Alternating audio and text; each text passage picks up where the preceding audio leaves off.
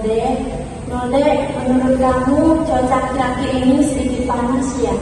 Iya Ibu, maksudnya kayaknya ada perubahan cuaca akhir-akhir sehingga kayak lebih panas Ibu bisa jadi. Ya sih, Ibu juga rasa seperti itu. Tetapi kamu merasa nyaman kan di ruangan ini? Iya Ibu, saya nyaman. Oke, baik Nolde. Bagaimana kalau kita langsung mulai saja pelajaran kita? Bisa Ibu. Oke. Jadi Nolde, sebelum kita mulai sesi konseling ini, kita membuat kesepakatan waktu dulu ya. Jadi di sini waktu konseling kita akan berlangsung selama 40 menit. Bagaimana? Apakah kamu setuju? Ya Ibu, saya setuju. Baik, kita langsung mulai saja. Bagaimana kabar Nolde akhir-akhir ini? Kurang baik Ibu, karena saya mendapatkan nilai matematika untuk ujian matematika yang rendah Ibu. Jadi saya merasa kecewa Ibu. Jadi seperti itu. Tapi sebelumnya Ibu berterima kasih karena Nolde sudah bersedia datang ke ruangan Ibu untuk menceritakan permasalahan Nolde ini. Sebelum kita mulai, Ibu ingin menyampaikan kepada Nolde dulu kalau saat konseling ini ada asas-asas yang akan kita junjung tinggi.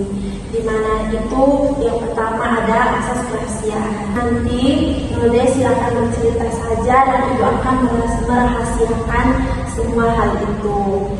Di sini juga ada asas keterbukaan, di mana tadi kan Nolde datang ke sini secara sukarela kan, tanpa paksaan. Dan juga Ibu mungkin bisa membantu Nolde untuk menemukan solusi agar Nolde bisa menyelesaikan permasalahan yang Nolde alami.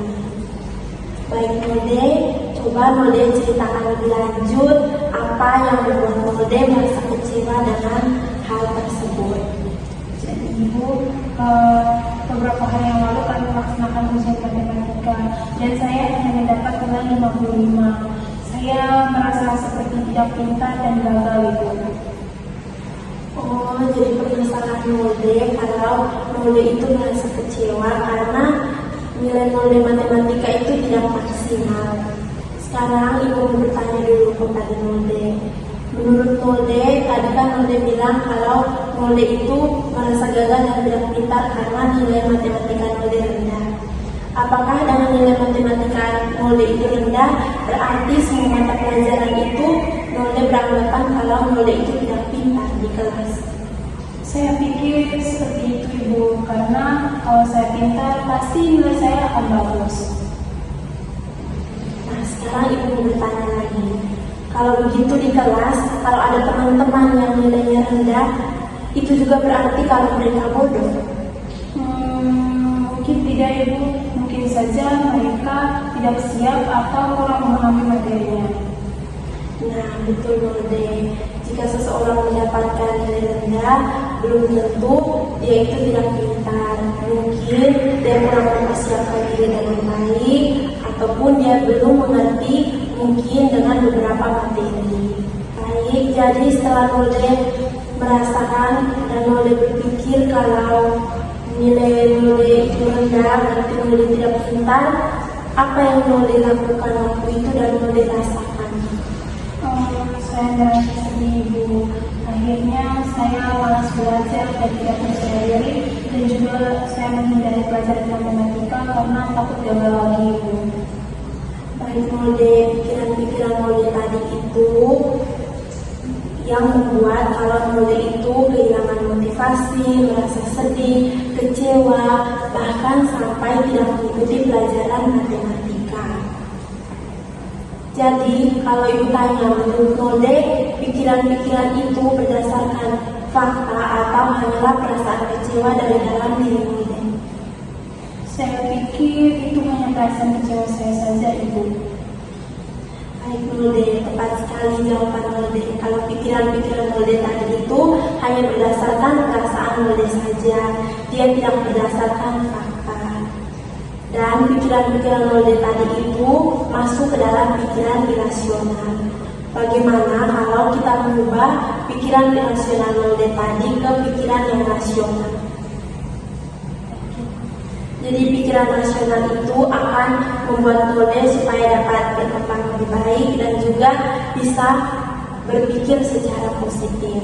Jadi sekarang kita bisa merubah pikiran irasional Node itu ke pikiran rasional. Tadi kan Node bilang kalau nilai matematika Node rendah berarti Node itu tidak pintar.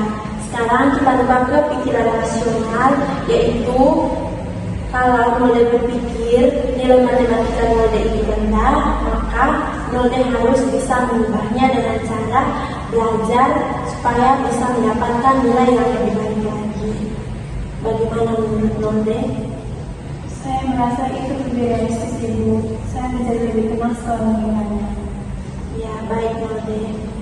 Jadi setelah pikiran Node sudah dirubah ke pikiran rasional, kira-kira apa yang akan Node lakukan selama beberapa hari ke depan untuk bisa memaksimalkan nilai Node? Mungkin saya akan belajar bersama teman yang lebih paham dengan materi matematika dan juga mengikuti les tambahan ini.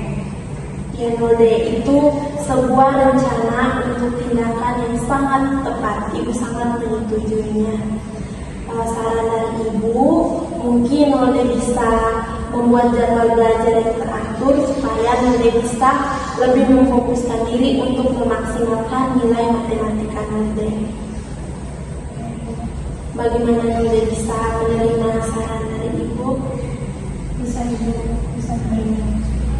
Ingat Node, nilai rendah itu bukan hasil yang permanen, itu hanyalah hasil sementara. Intinya ada kemauan dalam diri Node untuk bisa belajar lebih giat lagi untuk memperbaiki hasilnya. Baik, Ibu, terima kasih, Ibu. Ya, Node bangga sekali karena Node sudah mau merubah cara berpikir Node dari irasional ke rasional, dan juga Node bisa membuat rencana tindak lanjut untuk kedepannya Node bisa merubah diri Node yang tidak baik tadi.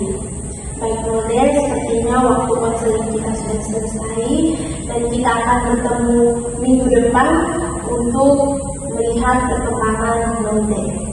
Baik, Ibu, terima kasih, Ibu. Saya menjadi lebih baik sekarang.